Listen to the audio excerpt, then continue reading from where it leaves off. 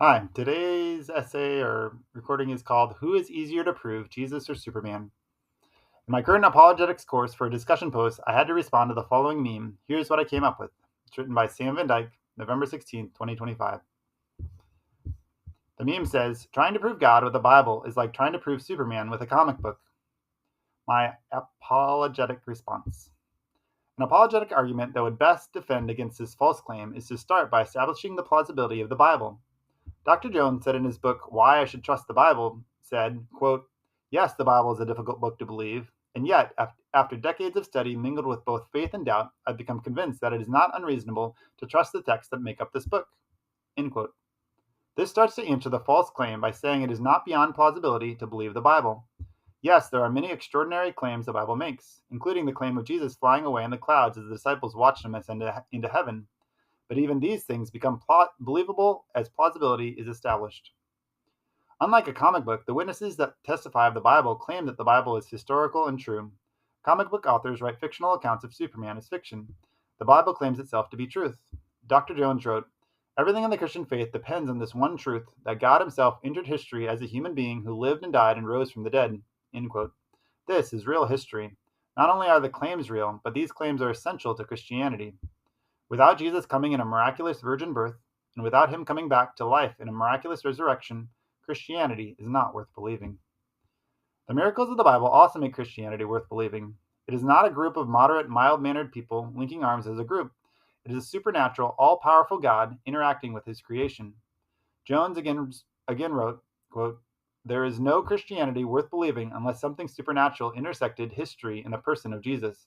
If Jesus never lived at all, or if he died and stayed dead, there's no good reason to consider whether anyone ought to live their life according to anything he was supposed to have said.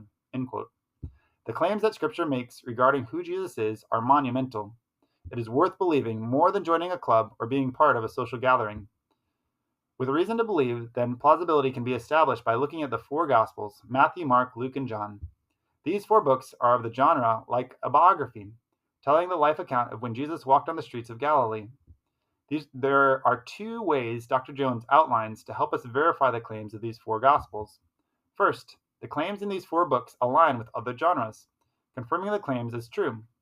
Paul wrote of Jesus in his letters, writing how Jesus was sentenced to death under Pontius Pilate in 1 Timothy 6:13, compared to the Gospel account in Mark 15:1-15. Paul and Peter both wrote of Jesus being crucified, buried, and raised from the dead in 1 Corinthians 1:22 and 23, 2:8, 15:3 and 4, and 1 Peter 1:3 and 21. And this is compared to Mark's account in chapter 15, verses 16 through chapter 16:8. And then finally, Paul confirmed that he was seen alive on the third day after his death in 1 Corinthians 15:3-6, compared to Matthew 17:23 and Matthew 28:1-10. That's the first affirmation of the claims. The second affirmation to that is these four books are written to normal people in a readable way to convey a true message. Jones wrote, quote, it seems that the New Testament Gospels were composed like novelistic biographies because they were being produced for a broad and diverse range of people. Simply put, the Gospels were intended to be accessible and meaningful not only to the literary elite, but also to the popular audience. End quote. Intending for the readers to believe their testimonies, the authors of these books died defending the truth they wrote. This brings weight in verifying that these were true life events and true miracles, not merely examples to be followed. There are a few tests to verify the testimony of the Gospel authors. These tests fortify the point that all four of the New Testament Gospel accounts are historically accurate and true. These are drawn from Dr. Jones' lectures. There's 5, and here's the first. There were multiple sources confirming the account. The 3 synoptic Gospels, Matthew, Mark, and Luke, all confirm the resurrection of Jesus and put Mary Magdalene as first to the tomb. And John confirms Mary was there as well. Number 2, there was nothing to gain for these disciples to make this account falsely. There was everything to lose. Number 3, the textual credibility of these claims are accurate to when they lived. The disciples and Jesus had names that were common to Galilee and the time they lived. They authenticated that these Gospels came from areas that these events occurred.